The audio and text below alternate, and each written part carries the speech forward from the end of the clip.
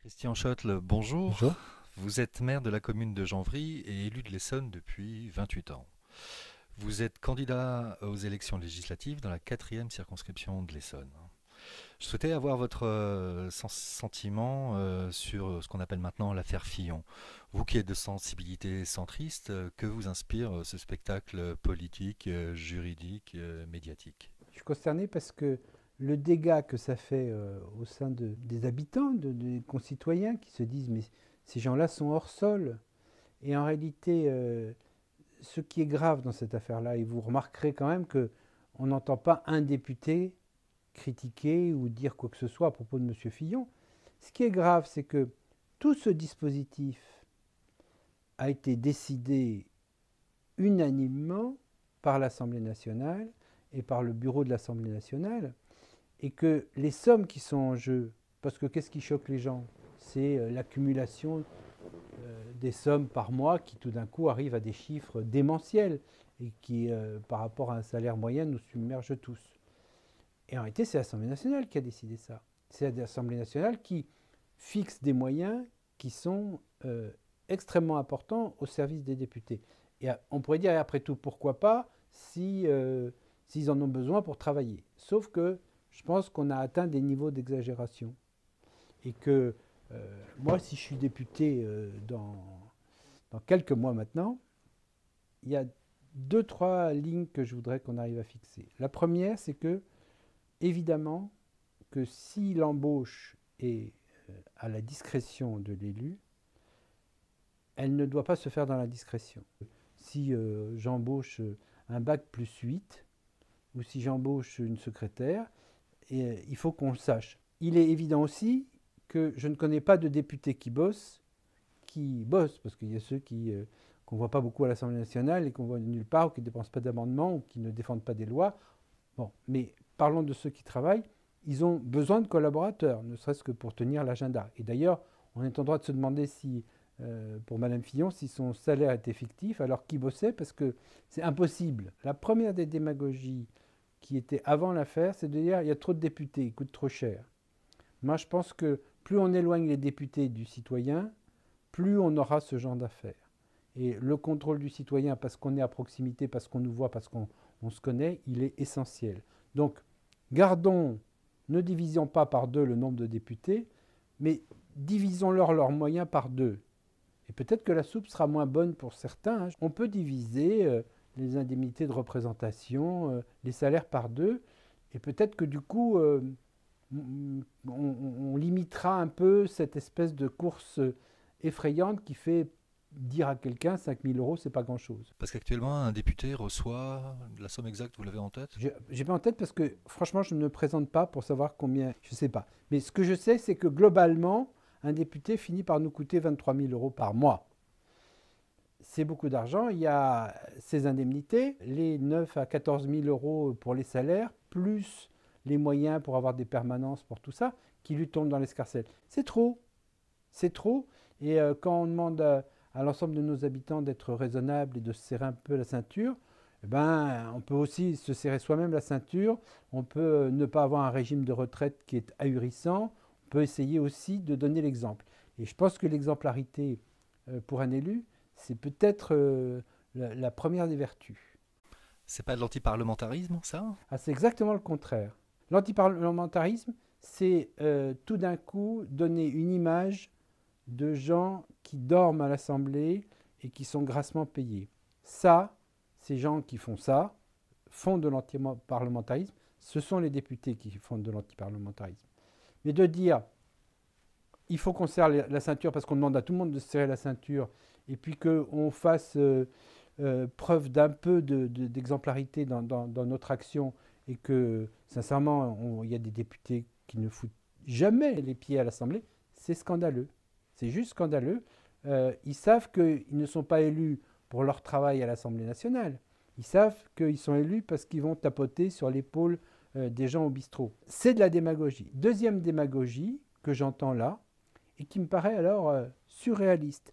En France, dès qu'il y a un événement, ça peut être Fillon ou n'importe quoi, on va faire une loi comme pour essayer de parer le coup. Certains proposent qu'on n'ait pas le droit d'embaucher sa femme, son cousin, sa cousine ou ses enfants. Moi, ça fait 30 ans que je suis élu et jamais j'ai embauché, ni à la mairie de Janvry, ni dans mes syndicats, ni quoi que ce soit, ma famille, c'est clair. Le nombre d'élus qui font embaucher dans des collectivités leurs femmes, leurs cousines, leurs filles, c'est énorme. Quand je vois notre ami Jean-Luc Mélenchon en train de donner des leçons, de dire mais alors la droite n'a vraiment pas beaucoup de chance, je la plains.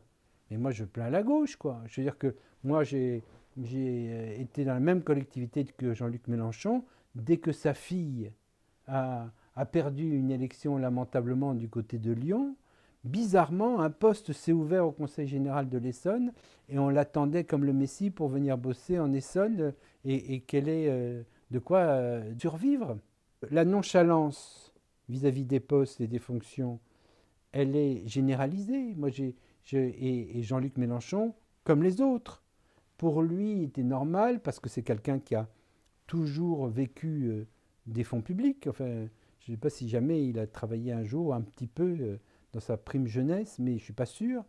Il a toujours vécu de ça, donc ce n'est pas anormal. Et donc, sa fille était embauchée, son gendre était vice-président du Conseil général, et tout ça va très bien. Et quand moi, je le fais condamner parce qu'il utilise des voitures et des chauffeurs du Conseil général alors qu'il n'y est plus depuis des mois, il faut bien que quelqu'un le véhicule, et que comme sur son argent de sénateur, il ne va quand même pas payer un chauffeur, c'est le Conseil général qui lui paye des chauffeurs et des voitures. On a eu pire pour moi, puisque quand il était vice-président du Conseil général, il a été nommé ministre. D'ailleurs, pas un mauvais ministre, pas un mauvais secrétaire d'État. Il devait avoir une rémunération entre 2000 et 2500 euros par mois, comme vice-président du Conseil général et membre de la commission permanente, mais on ne le voyait jamais. Il était chargé de la communication parce que le budget de la communication était très opaque, il était chargé de ça, mais ça ne le dérangeait pas de toucher toutes ces indemnités, tout en touchant l'indemnité de ministre. Et une fois ou deux, on l'a vu arriver avec des motards pour venir à la buvette, nous rejoindre. Et c'est vrai qu'un jour, je lui ai dit, mais quand même, Jean-Luc, on ne te voit pas, tes indemnités, même la commission permanente, on y siège toutes les semaines, on ne te voit jamais, ça la fout mal quand même.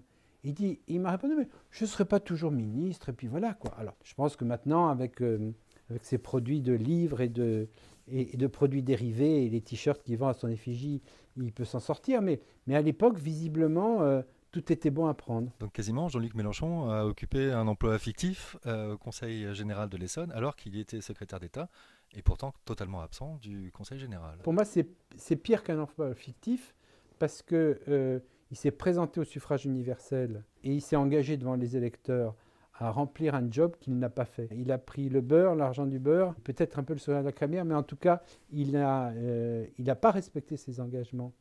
Et quand même, c'est de l'argent public. Mais il vous fera des grands discours sur l'argent public et sur M. Fillon.